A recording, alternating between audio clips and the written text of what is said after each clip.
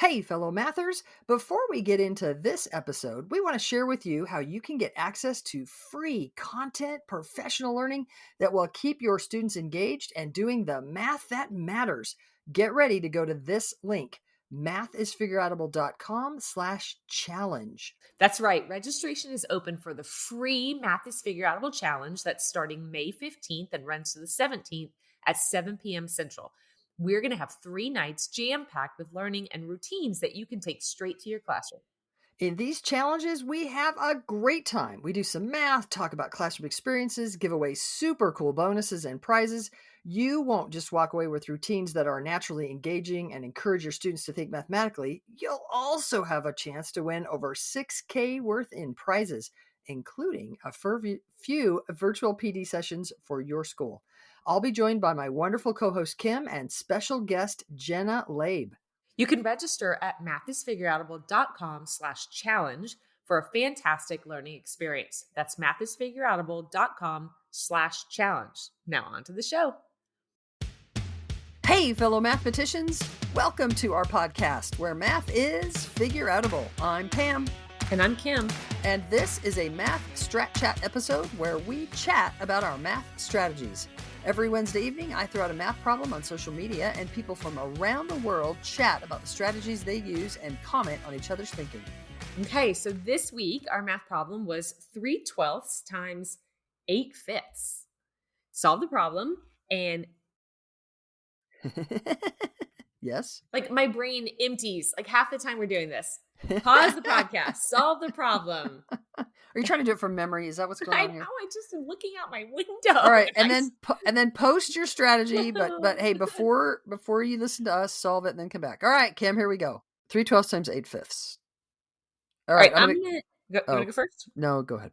No, it's okay. You sure? Yeah. 3/12 is equivalent to 1/4. Yep. So I'm thinking about 1/4 of 8/5. And since 1/4 is a half of a half, and I'll explain later why I'm doing that, but okay. I can think about 1/4 as a half of a half. So a half of 8/5 is like, I can think about a half of 8 anythings. Yep. So I'm thinking about 8/5, but I just think about 8 anythings, and half of 8 anythings is 4 of those things. Mm-hmm. And so so that's a half of 8/5 is 4/5. But now I need a half of that because I was trying to find a fourth. So a half of 4/5 is a half of 4 of those things, which is 2 of those things, 2/5. And when you say 8 of those things, it's like you're almost setting aside the fact that your unit is 1/5, and you're like stripping out the 8 and saying, I need a fourth of this. And then you're putting it back into the unit of 1/5. Yeah, absolutely. Yeah. Cool. All right. And I'll just mention that's a really multiplicative way of thinking about fractions. Yeah. Not as, so like 8/5, not as 8 out of the possible 5. Right. But as thinking about 8 1/5, 8 of those 1/5, like 8 times 1/5. 8 of those things. That's a multiplicative way of thinking about it, which is our goal. Our goal is to think about fractions multiplicatively, not as just a part whole representation. Right. Yeah. All right. Got anything? Yeah. I've got 3/12 is a fourth. I'm going to stick with that. For 8/5, I want to call that 1 3/5. Okay. Because I know 1 3/5 is 1.6 or 1 6/10. So I'm going to say my problem, I've transformed a little bit into 1/4 of 1.6, which is just 0.4. 40 cents. So I'm curious, when I wrote down the 1.6 and then I wrote down the 1/4, then I smiled because I know a fourth of 16 is 4. And then did you think that, or did you actually think about a fourth?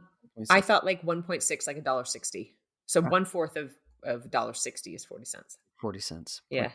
And then your 0.4 is equivalent to my 2/5. Yeah. Nice. Hey, I didn't want to forget to talk about why I did 1/4 as a half and a half. Oh yeah. So I could have thought about 1/4 of 8, and a fourth of 8 is 2. Yeah. And I've just gone straight to the 2/5. But often people will think about finding a fourth of something as a half and then a half again. And I just port that strategy. And then eventually being able to think of not having to do a half and a half again, but I can just divide by 4. Yeah. Anyway, so I love it. All right, everyone. We love fractions. We do love fractions. We can't wait to see what you do with these fractions. Share your strategy with us and the world by taking a picture of your thinking. And then when you're posting it, comment what other people did. Absolutely. That helps us spread the word and spread the Math is Forgettable movement. And so use the hashtag MathStratChat and tag me. And then check out the next problem that we'll post Wednesday evenings around 7 p.m. Central Time. And then come back here to hear how we're thinking about the problem. Y'all, thank you for joining us as part of the Math is Forgettable movement. Let's keep spreading the word that math is figure-outable.